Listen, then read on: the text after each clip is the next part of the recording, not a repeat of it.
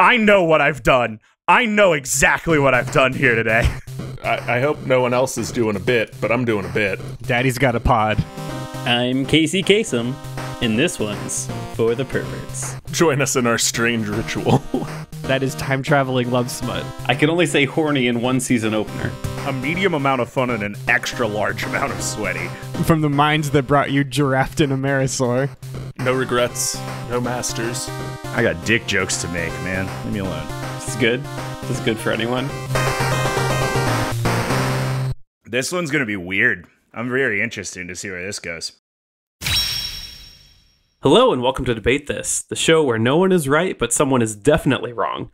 In this show, we take time out of our busy adult lives to talk about comic books, video games, and how 24 hours after this episode drops, we're all going to be aggressively reminded about the grasp on our lives that Catherine Hahn had on it 3 years ago when Agatha All Along hits Disney+. Except tomorrow? This time, it's going to be Aubrey Plaza as well. At Aubrey Plaza. Yeah. It is tomorrow as of when this episode drops. Holy shit. Yeah. Yep. I wasn't going to bring up Aubrey Plaza. Thought that was implied. But yeah, you're 100% right. Yeah. It's a 3-episode premiere, too. So get ready for me to not shut up about that for 5 weeks. I never know if that's a good sign or a bad sign. I always think it's a good sign because then, to me, it doesn't feel like they're reliant on one really big cliffhanger to get you to stick around. They at least give you 3 episodes worth of build. Yeah, 3 episodes is new to me. You know, they have a lot of faith in it when they follow the Hawkeye model. I was gonna say, I think they did that with WandaVision too. They gave you We got the first two because the 2 was after the second one. It went to color and all that jazz. Mm-hmm. Anyway, moving on. 3,109. Do you guys know what that number is? No. That is the number of simulator games that Steam put out in 2023. Holy shit. God. Oh, no. That's a lot. To be clear, that's 22% more than the prior year. Okay, but fair question. Is that more or less than the amount of porn games on Steam? Very important question. Todd, please follow up. Yeah. Hey, I'm not going to search in my search bar with my human fingers. Oh, Andrew's looking at the search bar on his camera. I can. Yeah. He's going. Yeah. Somebody's I'm on got incognito mode. I'm not an idiot. I don't need that. Which I would just go ahead and tell you that the number that we are already at in 2024 has surpassed 2022. So the point being here, simulation games are an untapped market. And by God, we're going to tap that thing. We're going to tap that market. Well, it taps for 2 colorless mana, so. It does tap for 2. We already did the magic episode. As of this episode releasing, there are at least 4 simulator games dropping this week alone. American Truck Simulator Arkansas and Train Yard Builder dropped yesterday. Train Sim World 5 drops today. And Gas Station Simulator Car Junkyard drops tomorrow. Oh, and a game called Demolish and Build 3 came out a week ago from tomorrow as well. Anyway, the point is, the market may be saturated, but hey, by the metrics, they're saying everyone wants a sip of what we got. And when have metrics ever been wrong? Pretty much never. Almost never. Famously not related to podcasts have they ever been wrong. I personally cannot get over the fact that the American Truck Simulator series is separated by state. I think going that's state really by great. state now. Yeah. Listen, I'm not surprised, but what I want is like American Truck Simulator New Jersey. Like I want that nightmare as someone tries to take a truck down like the interstate. Did we get Arkansas before we got New Jersey? Yeah, are we going alphabetical What entries order, in the American Truck Simulator series do we have already, Todd? Couple things. 1, there's no way they're going alphabetical. There's no way. 2, Kyle, the nerds at R&D haven't pulled that information together yet. The nerds at R&D are working on it. Mm-hmm. What we do have today is I've got my very best friends, Matt B Simulator Cole, Andrew Rock Simulator Henderson, and Kyle PC Building Simulator Harper, who, they're going to help us find out what is the next great sim game. Something tells me all 3 of these games fuck. PC building simulator is about the extent of building a PC I've done. I don't know Kyle and Andrews. I just know Jerry Seinfeld's in mine. It's a B-movie joke. Looking at the American Truck Simulator Franchise homepage, they have Nebraska and Arkansas editions. Okay. Not the first two I would have thought, Nope. honestly. Huh. Rock Simulator is, from what I gleaned, you are a rock. Good. And you sit there Okay. as a rock. Not what I expected. Yeah. Not as in rock as in, like, music, but, like... No, I got it. Okay. Shale. It's got 9 out of 10 rating on Steam, so like I said, Oh, shit. sounds like it fucks. I lied, Todd. There are more than that. We've got Nebraska, Kansas, Oklahoma, Texas, Montana, Wyoming, Colorado, Idaho, Utah, Washington, Oregon, New Mexico, So the good states for trucking. and Arizona. Hi, it's me. It's me, Andrew Henderson. Hi, everybody. I'd like to the floor for just a second because I want to read the description for Rock Simulator because it's really good, and it kind of looks like this game fucks. Become what you've always imagined, a rock with no responsibilities, no debt, and no worries. The only thing on your checklist is to exist and watch as time fades away. Also to become the golden rock. A perfect game description, if I may say so. They have truly captured the millennial desire in one game summary. Yeah. So I read what you read, Andrew, and I thought, what simulator can I give Andrew to chase away the impending sense of ennui Yeah. that he has in his everyday life? Yeah, I mean, you kind of nailed it. I got it. So, gentlemen, roller coaster tycoons, cities, big rig trucks, airplanes, NFL blitzes, 36 different The Sims and their expansions, farming, you name it, and by God, it's been simmed. Tell me what kind of sim game is going to be our next bestseller, and why is it going to be hype as hell? You name it, and by God, they've been simmed is the plot of Secret Invasion, that show we all watched. Anyway, That show we all watched. I really thought your interruption was going to be trying to get me to defend NFL Blitz as a simulator, but no, absolutely. No, it's self-explanatory. Yeah. Yeah. okay, yeah, no, it was a good joke. NFL Blitz isn't as much of a simulator as the head coach NFL game. That's the simmiest football game. But I think one of the NFL blitzes went the head coach route, and I think you could give your players illicit drugs. So I don't know about that. That was the one. That was the one that was like, it's not. It's very much edgy and not NFL. It was just Blitz. Oh, yeah. they showed you scrotums rupturing in slow motion. Anyway, not important. Matt. Not anything I'd like to simulate. All right. Here's the thing. We are going to target the same market as a lot of simulators you see these days. You know, we see the farming simulators, we see harvester simulators. There is a huge desire for the gaming audience to simulate an experience of a career or a job that they, because of, you know, their lifestyle, their location, whatever, they are not able to experience. Thus, a simulator game is invented. And I think what really makes a great simulator game is the ability to really synthesize that experience and make sure that a person can truly experience the highs, the lows, and everything in between of the job that they are simming. And, you know, some peripherals and a little bit of build out and immersion certainly don't hurt either. And so I think that probably the job that people are most interested in simulating is being a food delivery driver. And that's what we're doing today. In Food Deliverator, which is what I'm naming this game, Hey, All right. you are going to deliver food. That's it. It's great. You're going to have a great time. You're going to deliver food. Nobody's ever going to get mad at you. You're never going to have to wait for anything. It's going to be a really great time. And you know what? We are going to monetize this experience. That's right, Todd. The longer players play the game, the more money they're going to make. Exactly what everybody wants out of their simulation experience. And one that I think the gaming public in 2024, the year with 22% more simulators than the year before it, is going to love. That's what we're going to all remember 2024 as, the year with more 22% more gaming simulators than the one before it. Matt, I have a question. Hit me. How is this not just Crazy Taxi? Same question. Okay. I knew. See also Simpsons Hit and Run. I knew that was coming, and I think that's a phenomenal touch point because, truth be told, there is going to be a lot that is really in common with Crazy Taxi, with Hit and Run. It is going to be a pick up, drive, deliver sort of situation. What's really important is you're going to get out of the car.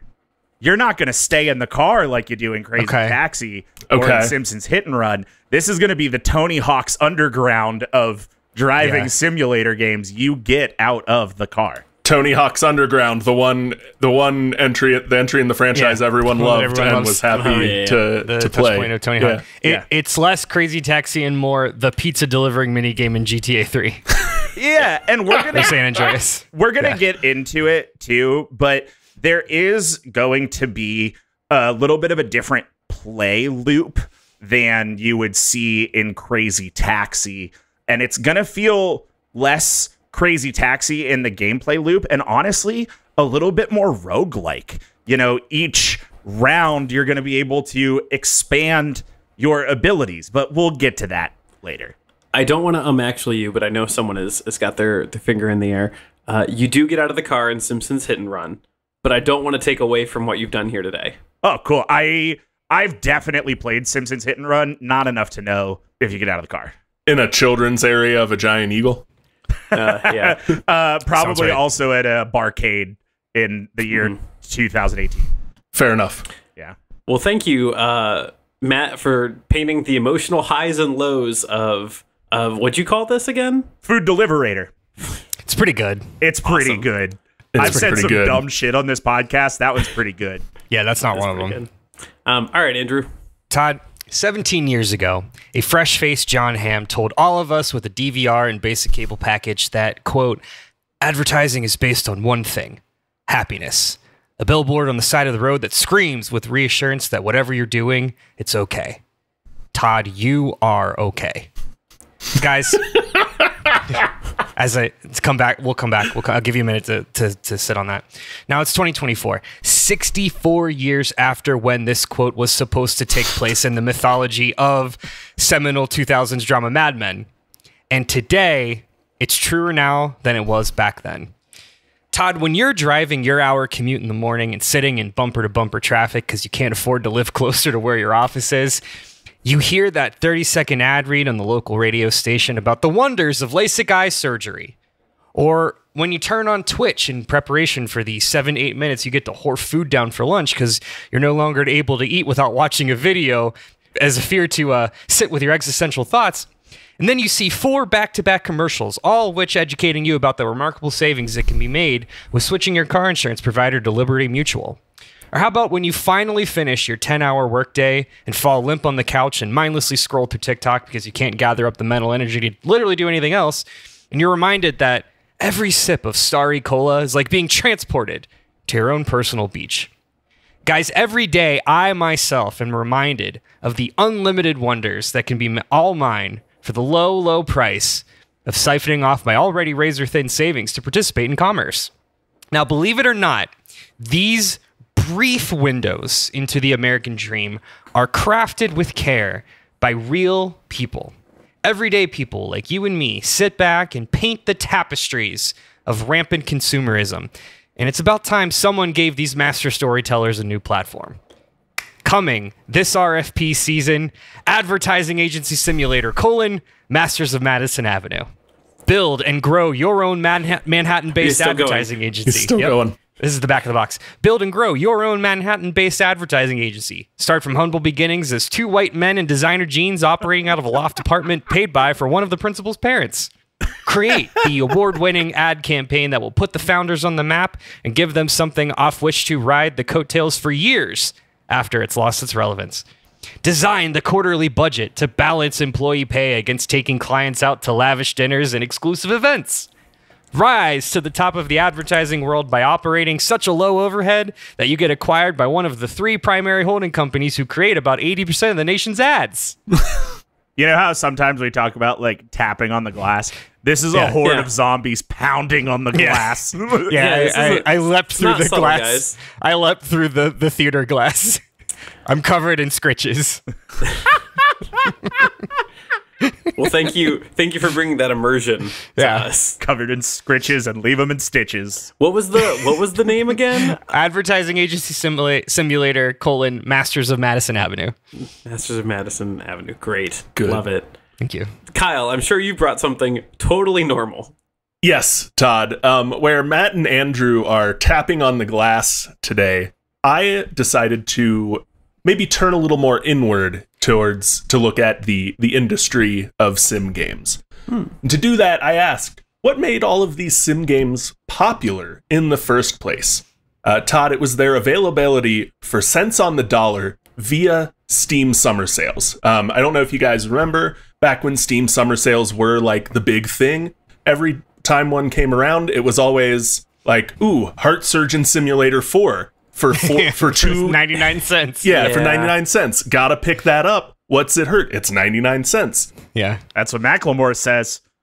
What do gamers love more than a fresh new sim to play or talking about how much they hate video games? That's right, Steam sales. That's why we plan to appeal to both of these appetites with the Steam Sale Sim title. Players will take the role of an up-and-coming streamer or content creator who, despite their social media savvy and rockin' setup, just can't get their channel off the ground due to their pitiful game library. Fuck, that's good. Could you be a flash sale away from fame and glory? Only one way to find out. It's really good. It's really good. Honestly, you've taken me back to, like, I remember when the Steam summer sales had such a grasp on society. Oh, Like, yeah. I think they still do, and like people still buy a bunch of games they're never going to play. Like, it's me. I'm tapping on my own glass. They're hardly But, like, the event they once were with, like, Right. you know, Yeah. G2O and Epic Game, you know, with all the other like game library platforms out there now. But like, it used to be like, here's 15 games for $13, and you've not heard of 12 of them. you But have there's- 10 minutes to log in and buy Skyrim for $10. Like, Yeah. yeah. I love that. Okay, so we're doing some food delivery, we're doing some advertising agency, and we are doing a Steam library simulator. And I don't know what I expected when I pitched this prompt. Look behind the scenes. I was like, hey guys, a bunch of sim games are coming out this week. Should we do a sim episode? And then I didn't look at what you guys were doing until halfway through today. So Here we go. shame on us. This is what happens when you throw up notes at the end of a work week. Yeah, it's true. Okay. Yep, that's fair. Yeah. Moving on. As we've already settled here, sim games come out constantly. We've had over 3,000 of them hit Steam in the past year. So my question is, we've all been to Walmart. We've all seen the kiddie swimming pool of bargain games. How is your sim game going to stick out and keep itself from ending at the top of that bargain bin? Yeah, Todd, the big thing that's going to really set Food Deliverator apart from other simulation games on the market right now is the fact that there is an opportunity for real payout, real actual real world money, not an in-game currency. There is opportunity for real payout. Let me tell you a little bit about the gameplay loop of Food Deliverator. See, I don't think people who haven't been food delivery drivers really realize this, but that is an industry truly bound by societal time. If you are trying to deliver food outside of a major meal time, you're really not doing much of anything. And so the servers for this game are only going to operate during those meal times. And that's really going to drive traffic so that there is an opportunity to interact with other players in the game. Did I mention this is an MMO? Because it is an MMO simulator game. Are you sorry? I know you're going. Are you saying that this runs on an Animal Crossing like 24-hour clock? It does, but the game's only available 3 times a day during meal times. So it is a 24-hour clock, but only during meal times. How does that work with time zones? Well, it's really important. There are different servers in different time zones. It is native to your time zone. Now, here's the thing. There are a finite number of delivery orders on the server. So the more delivery drivers there are, the more difficult it is to find extra deliveries to make, which is why you're really going to want to hit it hard and stay on for those full shifts every single day. And don't forget those holiday multipliers. We will be adding those in there. But let me get back to how this pays you, because I know that's what you're really interested in. Oh, I see what we're doing. Yeah. So in Food Deliverator, you will go through the process. You log in, you get in your simulated car, you go off, you pick up food, you take it to a location, you deliver it, and then you get an amount of money added to your account. Now, that is in-game money, and there will be plenty of in-game upgrades. Most of them are cosmetic, but to play the game, it is free to play, but you do need to invest in the experience. So we will be subtracting the cost of your simulated vehicle as well as the cost of the simulated gas for the miles that you simulated drive after each of your sessions from your in-game currency. So you're going to want to make sure you do enough food delivery to raise your in-game currency high enough that at the end of your gaming session, it doesn't deplete it completely. And that is the difficulty of the game. Now, at the end, once you have finished up your shifts, you're, I'm sure, wondering, what do you do during those off periods? Well, those are your cash out periods. If you want to spend that in-game currency on the in-game store, you can do so, because the in-game store will only be available to players off of shift. So you will have to log back in outside of shift to spend that in-game currency. And let me be clear that once a week, the last shift, so after dinner on Friday, that is Friday after 10:30 p.m. local standard time, you can transfer your in-game currency to your linked bank account. That's really awesome. There is a conversion rate of 5,000 in-game dollars to 5 real-world cents. So the more you play, the bigger your in-game account gets, the more you can transfer out. There is a $550 transfer out minimum, so you will have to really invest in the system before you can get that money out. But you can use that you just invented EVE EVE Online. I was going to say, this feels like EVE Online. I know what I've done. EVE Online. I know exactly what I've done here today. Matt, do you reveal in prompt 3 or in the super secret bonus question that players are just piloting a driverless Tesla the whole time? I don't want to give away answers for later, but this in-game economy is driven by something. Are we going to unpack the fact that Matt said that dinner ends at 10:30 p.m.? Yeah, that's tough. That's delivery driver hours, baby. Yeah. Oof. Here's my takeaway from this, right? So, listeners at home, we record this with video on, and every now and again, I think we have our own set of notes to make sure we say the right things. I don't feel like Matt read off of anything while he said any of that. That was Straight off the dome. That was from the heart. Yeah, from the heart. Piercing gaze, unblinking the whole time. Truly. I have written 1, 2, 3, 4, 5, 6, 7, 8, 9, 10, 11 words in this entire answer document. Boy, Matt. That's it. And I'm more prepared for this episode than I've ever been in the entire time we've done this podcast. I can't unpack that right now. I'm going to move on to Andrew. It's somehow darker than I thought initially.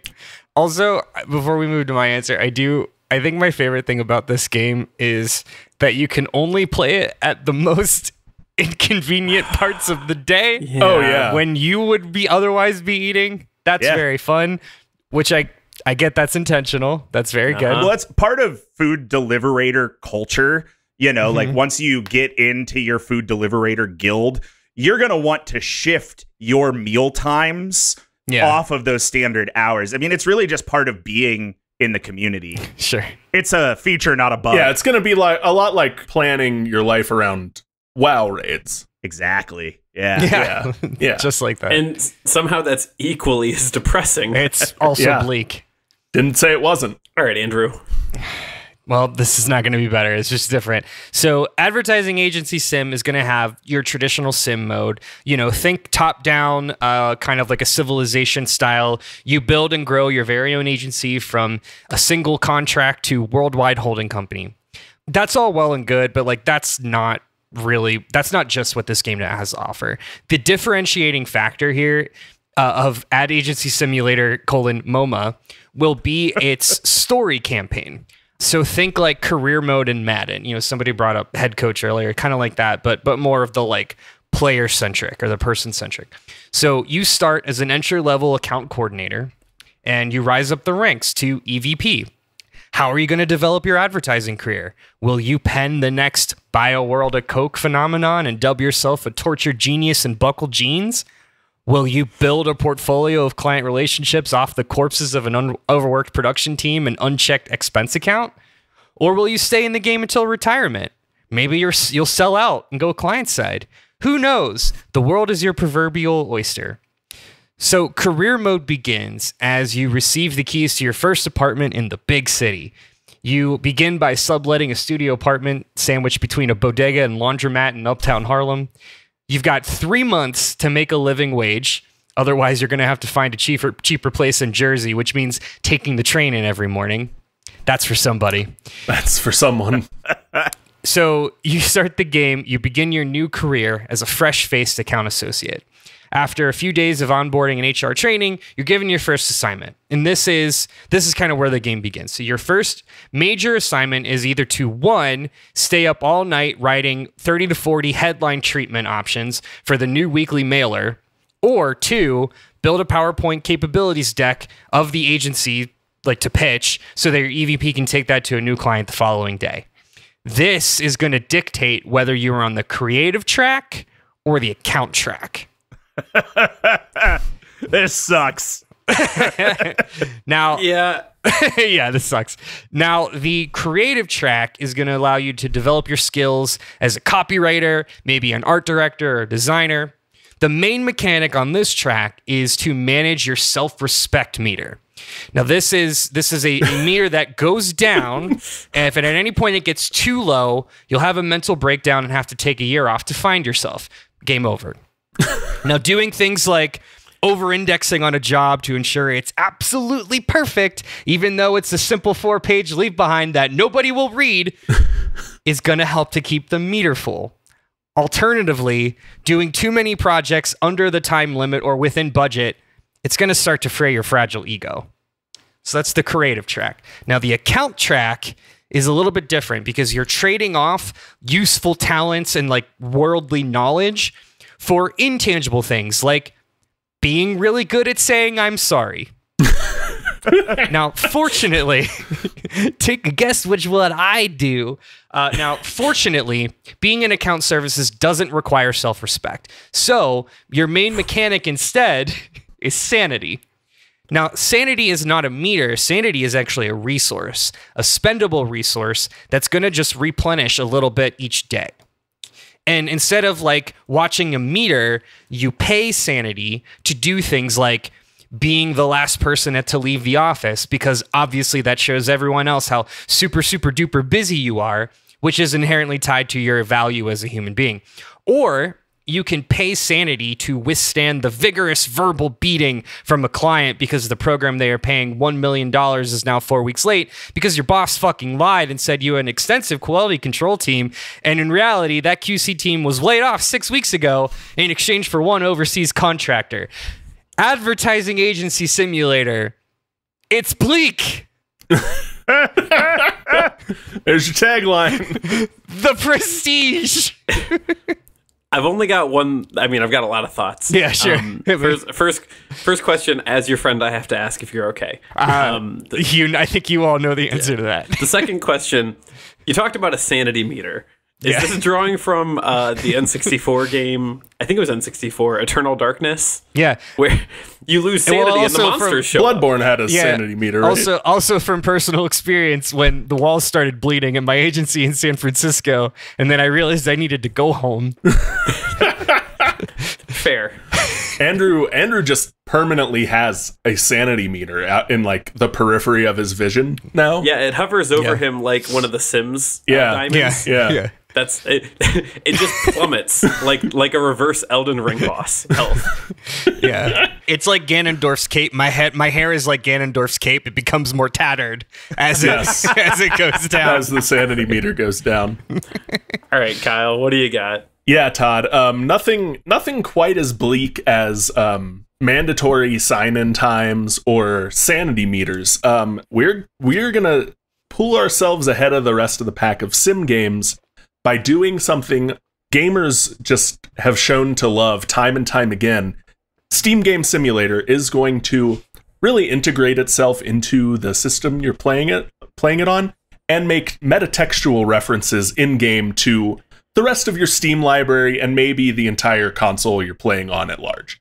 We all know how much gamers love things like Rick and Morty or Family Guy, where the humor comes from referencing the fact that the characters are aware they're in a show. I thought you were going to say the Psycho Mantis bit from Metal Gear Solid, but this is good too. The Psycho Mantis, this is ripping heavily from the Psycho Mantis bit. I don't want to ignore that either. Yeah. The other thing here, Todd, is that this game is going to encourage players to have a streaming channel of their own.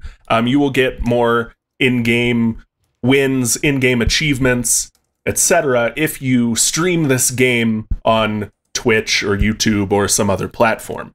That baked in like free marketing is going to really help get Steam Sale Simulator out there in front of other people and really make them want to play. And then again, it doing things like pulling like, oh, your 9,000 hours in Civ 4 really show why your channel hasn't taken off this year is gonna just be a really funny in-game, kind of jokes that gamers will love the world over. I see you're playing Civ 4. I wanna get a live reaction here, Matt. When you fire up any game that's not Overwatch, which I struggle to figure out what that game is, if you got a pop up that was like, it's weird that you're not better at this game because you've dumped, and it gave you the number of hours you've put into Overwatch in your lifetime. What's the pulse on the room? How do we feel at that point? Well, first off, you're firing up Chicken Shoot and you miss. Yeah. And it's like, I wonder why I'm not so good at Chicken Shoot. I do get a weekly email from Blizzard telling me how many hours I played Overwatch that week. Oh, so. They don't have to do that. Yeah, that's a choice they made. Probably check Is it like a personal email from Blizzard? It's my ex that works at Blizzard.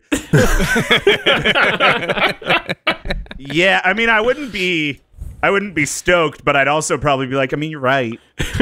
Now what if that game told you like ways you could be better at playing Chicken Shoot. Well, no, I was going to say play I don't know who Matt mains anymore.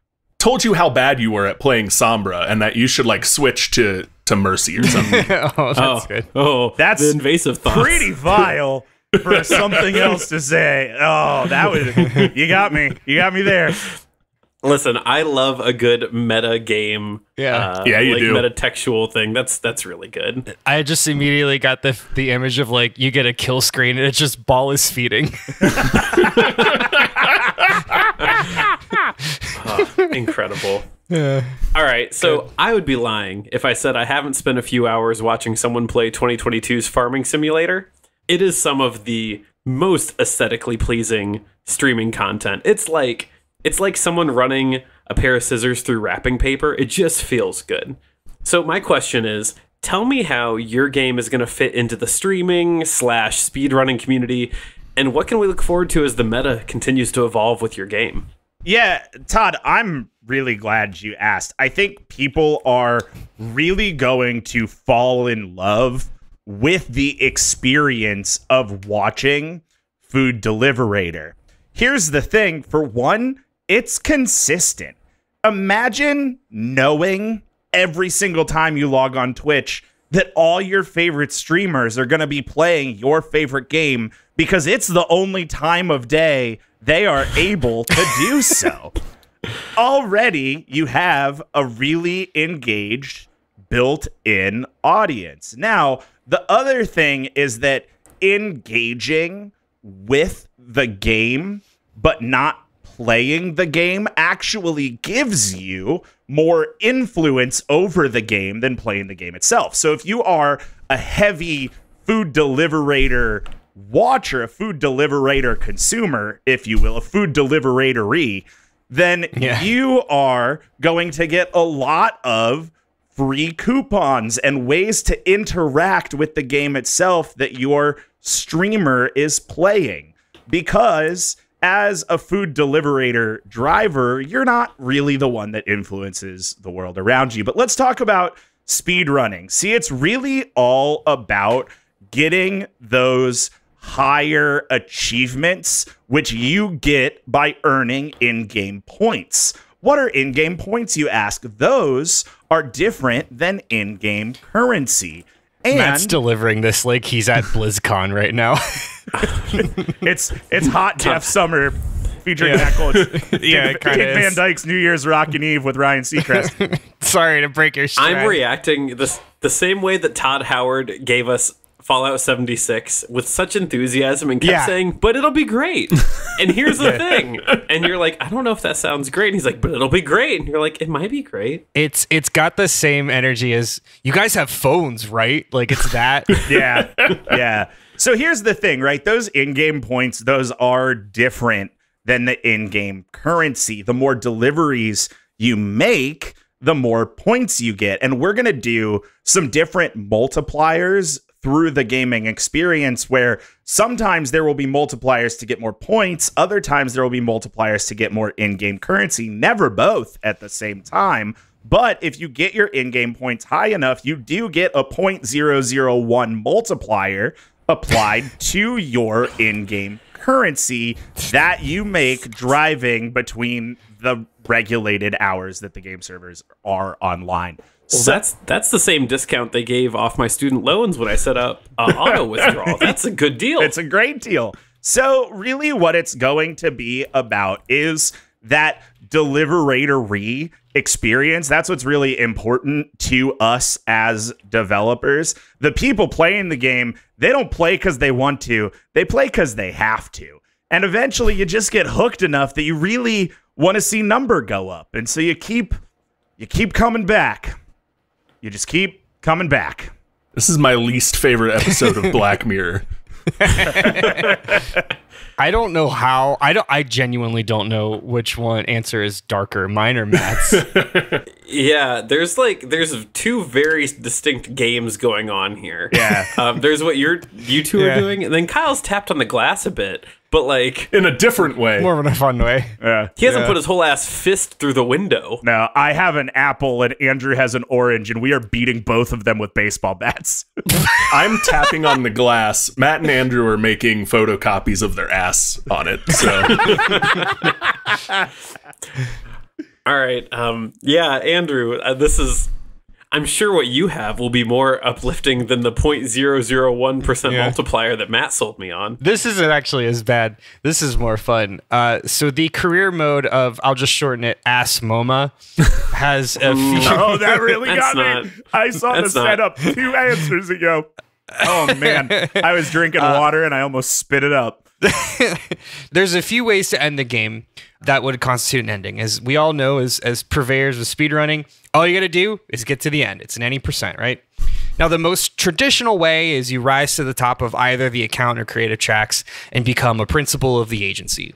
Alternatively, you could rise to EVP and sell your agency to Publicis or Omnicom. This would be like a diplomatic victory in Civ, you know what I mean? Sure. Now, either way, it's going to give your character a massive share of the org, subsequently give yourself an early retirement. Game over, you win. But there are other win conditions, and the quickest win condition is the client percent ending. Now, I'll explain what this is. So the strategy is go up the account track, maximize your sanity spend towards relationship points with one client, the first client you get from the corporation archetype. So you have to ignore business owner or specialty or nonprofit. You have to put all of your points into corporation. Okay. So you're going to spend a full year putting all of your sanity toward pleasing this one particular client. Pleasing the corporation. Pleasing the corporation. Now, while doing so, you got to set aside some of your rent money to buy drinks for your coworkers on the Thursday nights that you all go out so that their relationship meters don't get too low and then they mutiny. Now, if you manage the RNG to defer your student loans and at least one rent payment, you'll have just enough money to keep yourself fed and sheltered to make it to the big event, the quarterly business review. Now there, if you nail all the QuickTime events, you'll make enough of an impression to get a job offer from one of the marketing directors on the client side. So that's kind of like the first phase of client percent, but it's not done yet. So now you accept that job and your account track actually changes to client track. So it's kind of like a hidden ending, and your sanity immediately maxes out because you now have the knowledge that there are so many fucking idiots in corporate that your sanity is untouchable. You're untouchable. You can literally do anything short of like something actually offensive or maybe illegal. Your job is totally safe. Run another 6 months as the client, overseeing the relationship with now your vendor, the agency you're now vendor.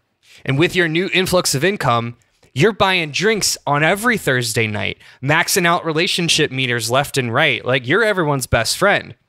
And this is the last bit here, is you get to the next quarterly business review. So this is like in Stardew where you have like the first year, the second year, right? Yeah. So you have your next quarterly business review.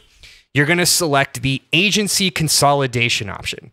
Now, what this means is you're going to have the agency pitch to become your next agency of record, which is like your agency of agencies. They're the ones that manage all of the stuff. And that's why you need to max out that relationship, because otherwise they're not going to put in all of the effort to do it.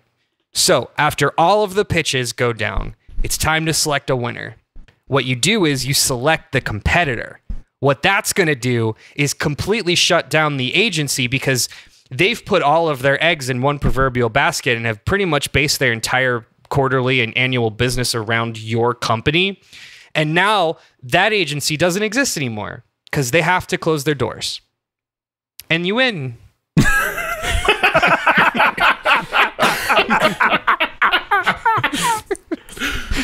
And you win was like the most like Andrew's been out of character and just himself on this podcast. Do you guys remember in Age of Ultron when Tony Stark goes, "Please be a secret door, please be a secret door," and he pushes it and just it's so faint, but he goes, "Yay!" Like that is like the handful of confetti that you loosely dropped at the end of that presentation. Yep. Hey, Andrew. Yeah. You doing all right? I'm fine. I'm good. I already asked him. Someone else has to ask him now. Sometimes we need catharsis in our life. Sometimes we do. Yeah. You just gotta let the vent steam out. You just gotta you gotta let the stank blow off. All right, Kyle. I'm sorry that's the lead up to what you have to do. No, that's not about Andrew, right. Not Andrew's whole thing, Just but he said you gotta let the stank blow off. Sometimes you do gotta let the stank blow off, and that's our next sticker. And that's our next sticker. So Todd, this is gonna stand out on stream. This doesn't really fit into the speed running community. This is going to be more of like a long-term live service type game where you're continually managing your Steam library, ideally on a streaming platform for an audience. And that's where this game is really going to shine. I mentioned before, we're making metatextual references to the contents of the actual like Steam library you're playing on, the actual console or PC you're playing on. When you connect the game to a streaming service, to Twitch or YouTube or whatever, the game is also capable of pulling that metadata and making references to it in game. So the game, in addition to you responding to chat live on your stream, the game is going to incorporate things from your chat. It's going to pull out snippets of conversation, or it's going to, throw stickers for your followers to spam your chat with for you. It's gonna put new games for sale in game based on the usernames of people watching your stream. So really, as your stream grows more in real life, so too does the game adapt and change to reflect that and make it kind of a funhouse mirror version of your actual stream. With that, I did say this is going to be kind of a live service game. There will be constant updates to put new games into the fake Steam library that is constantly going on sale. The fake store will have games that reference real life events. So if, say, Gamergate 3.0 happens to take off, there might be an expansion that references that, and you have to choose games that aren't going to piss off your in-game streamers for being too woke or whatever the new thing we all hate by the time we get there is. It'll be a word that we don't actually understand. Yeah. We're hitting the razor's edge where we're just not going to know what anything means anymore, being in our 30s. So the game's going to reflect that. This is going to really be a game for our crowd because, you know, us millennials, we're on the bleeding edge of the Steam sale lifestyle.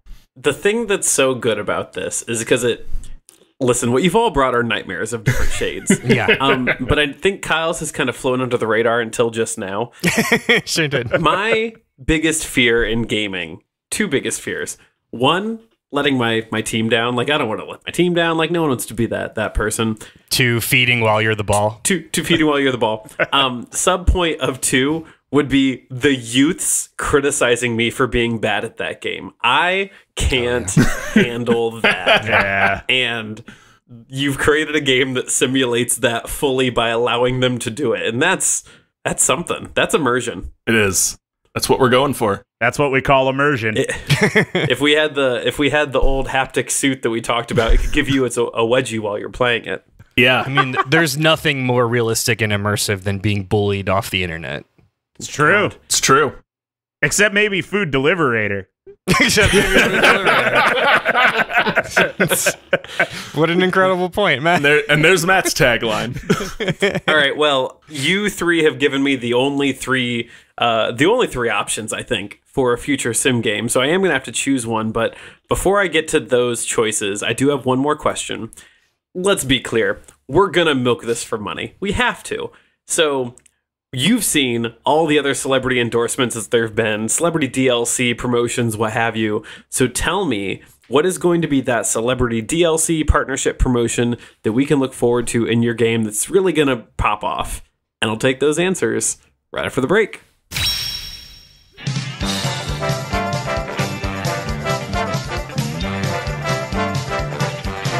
Listeners, we need your help. We're teaming up with our friends in Two Girls, One Ship, the Cyberpunk Lorecast, and the Mass Effect Lorecast to host a rousing game of video game Family Feud at the Portland Retro Game Expo on September 28th. But to play Family Feud, we need to hear what the survey says. So check the show notes for a link to the survey and weigh in on the answers.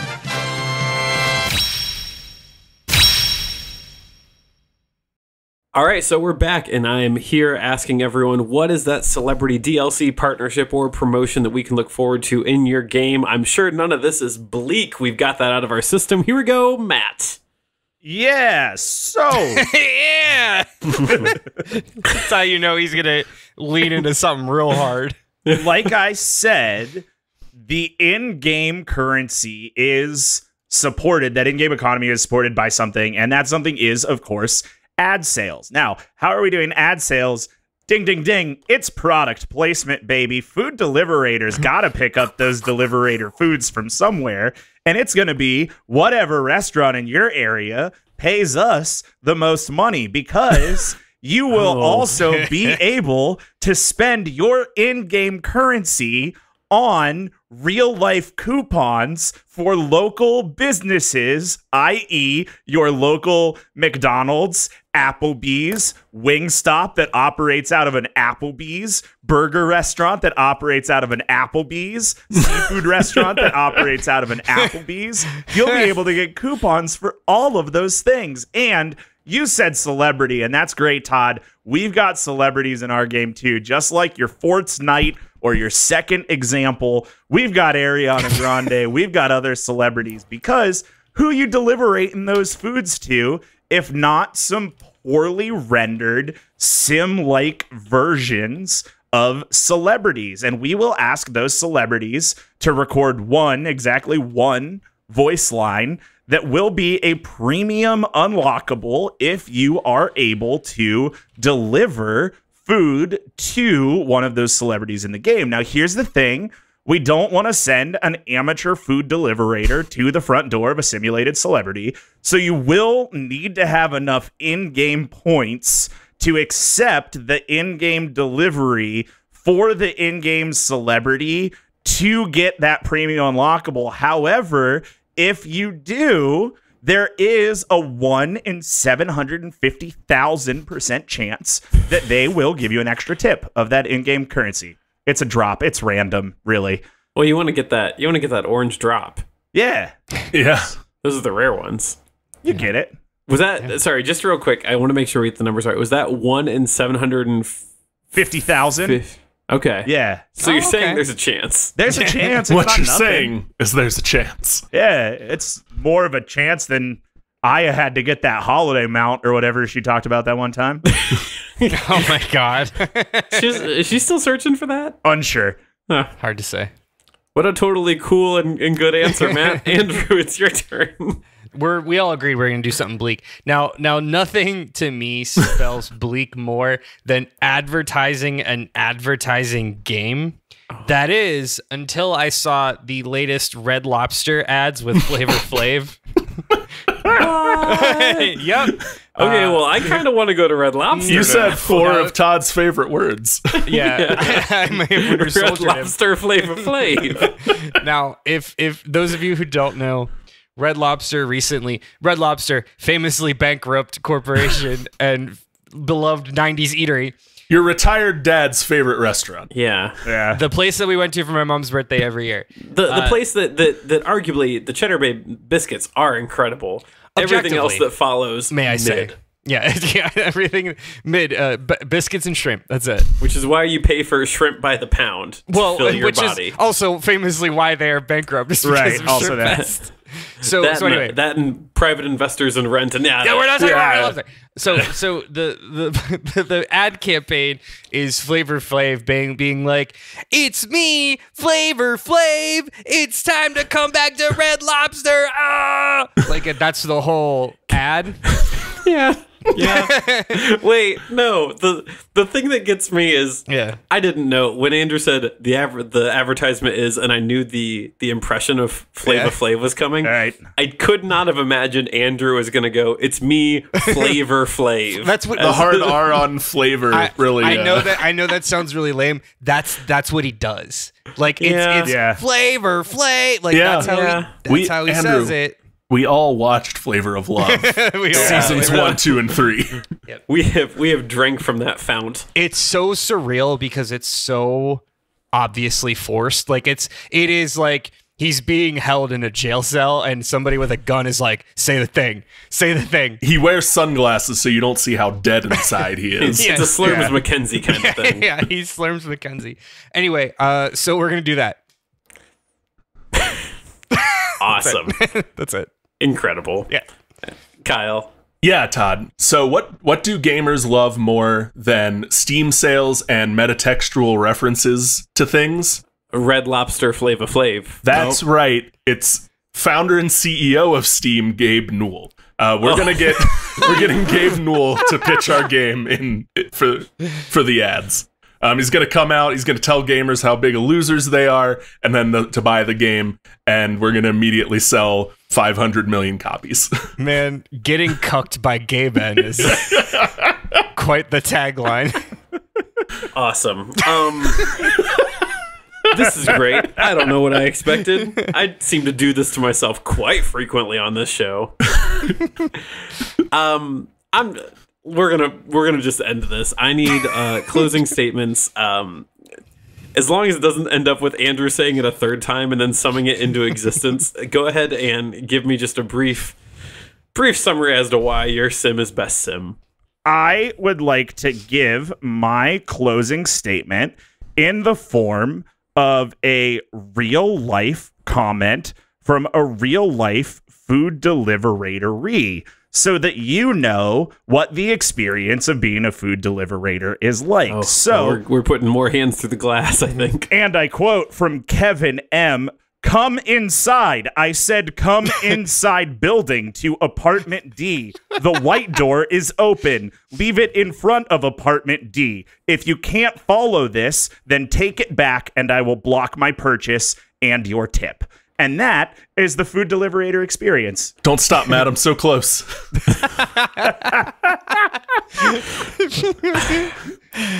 I'm going to present my closing statement in the form of a personal experience to show you what it's like to live in the account services world for an advertising agency.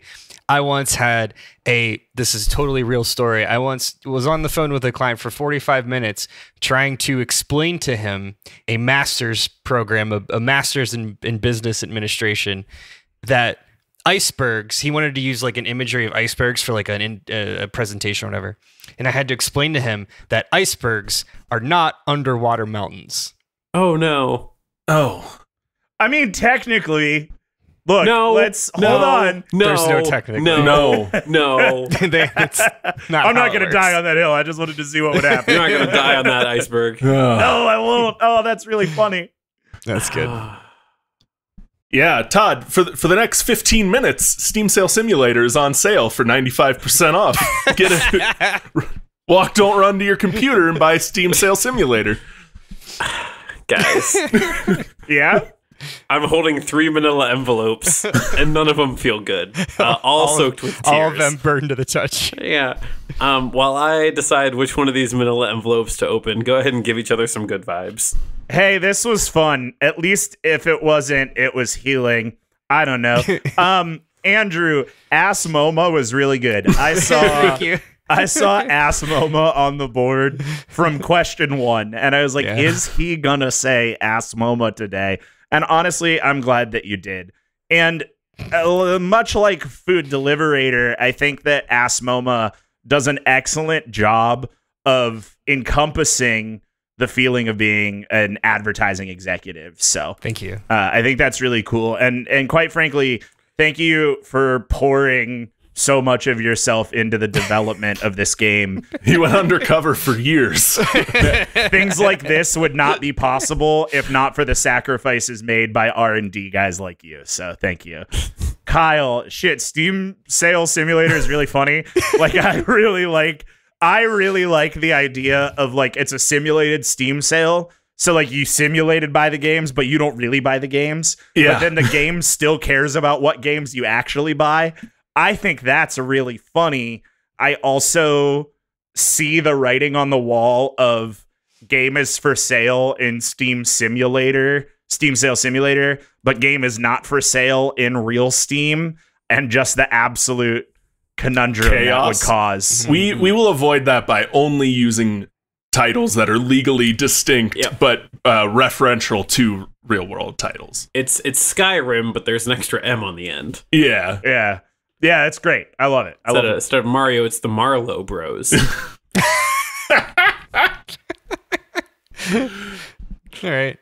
Matt, art imitates life. Life imitates art. I want to thank you also for pouring your own blood, sweat, and tears in today's presentation. I feel like we really got somewhere today. I don't know that we resolved it, but we definitely made progress. And that's what healing is all about. It's just little W's here and there. So I commend you for bringing all of yourself and opening up your heart to us on this day. He will be sliding the tip down $1. He won't. 450 feels like a lot, and you only drove it half a mile, so it is going to be 350. I only do 18% when it's raining. Kyle. I just got so mad. He makes sure he tells every driver that too. Yeah. Kyle, your thing was also really funny. Steam Sale Simulator is so creative. I would never have thought of that. That's really funny. And you've perfectly encapsulated the the reason why I think Steam sales have changed so long is because of the streamer culture, and because like it started with the like Game Grumps era Let's Players being like, this game is $1 on Steam, let's film ourselves playing it, and like it's an industry now, you know. Yeah, I think much like Matt, you really nailed what you were going with. You really nailed the flavor of what you were trying to represent. So well done, both of you. Matt, we can only say life imitates art in so many different ways. This was very, very good and very grim, and I love what you presented, and also I'm sorry. And Andrew, this was also very good and very grim, and thank you for bringing it, and I'm sorry. Well, I want to address two of you right away. Yeah. We both win. Thank you, Todd. Yeah, and well, really healing good. looks Never different before. for everyone. Todd, give them the joint win. I don't know that they can take the L today.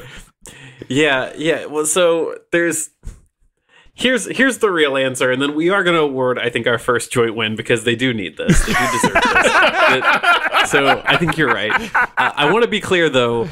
If Kyle's game was a game, it would make $1 million instantly on Steam.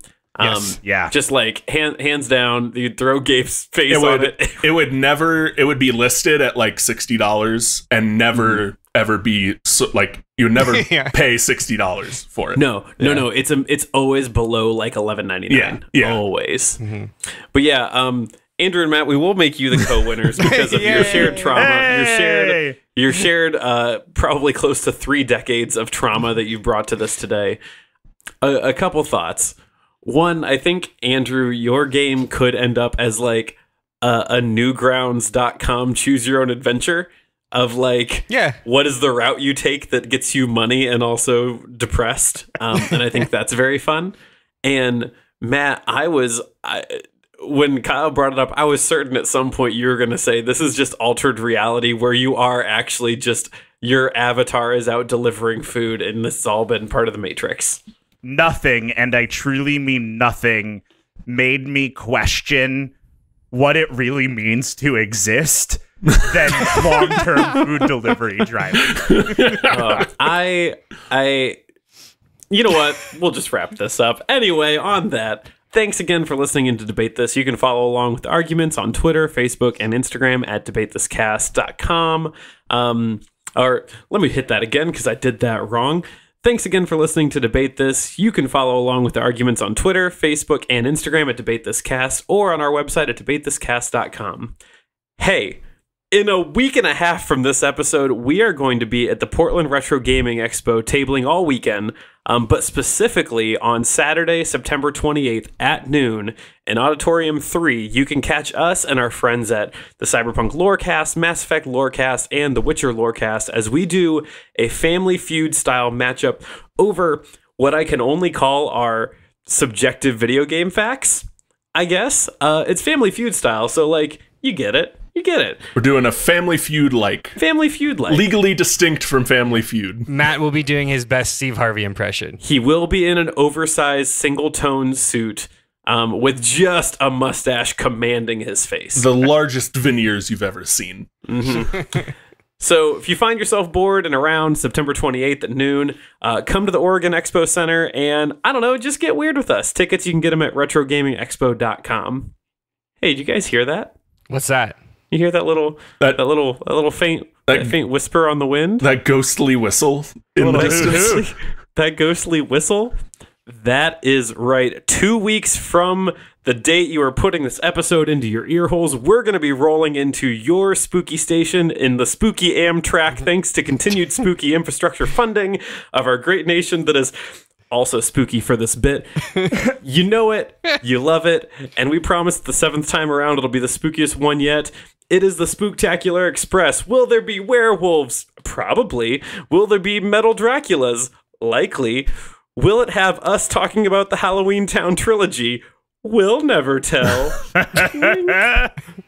Dust off your favorite work-appropriate Halloween costume and remind your friends that candy corn is an affront to God and man, and we'll be bringing the spookums to you real soon. Candy corn is one of the 4 food groups. Candy corn is amazing. Todd is a slanderous liar. I'm in the boat with Kyle, and we are punching Todd. No, I don't want to be on this boat. Team Candy Corn. Yeah, the Spooktacular Express, one of the train cars is labeled Perverts. It's where you can find Matt and Kyle. Hey, I don't have a segue. We talked a lot about some troubling things in our personal lives today. If you want to hear us talk more about those things in the post show, you should come join our Patreon. We have extra content that after every single debate this episode, like this, where we do extended good vibes. You can get our Deconstructed, our Disney Channel original movie watch along, where we, another troubling thing, finished the trilogy for Xenon this summer. Yeah. Yeah. It was tough. That was not nearly as good as we expected it to be. Yeah. Kind of like a firework. It just kind of went off really big and then fizzled. Yeah. Yeah. Kind of like the last Star Wars trilogy. Hey. Yeah. Was my metaphor not good enough, or just we really needed 2 metaphors. We needed the other one. I get it. That's fair. I needed a win. You needed a win. You and Matt share the trophies. One of you gets weekends, the other one gets holidays. Until next time, I'm Todd Thomas. I'm Matt. 0 stars. Food was cold. Cole. I'm Andrew. She A/B test on my QBR till I RFP Henderson. And I'm Kyle. Buy Boulder's Fence 4 on sale at Steam for the next 4 minutes. Harper. And we're saying thanks for debating with us. And if you think we're wrong, you can come fight us behind the swing sets, nerds.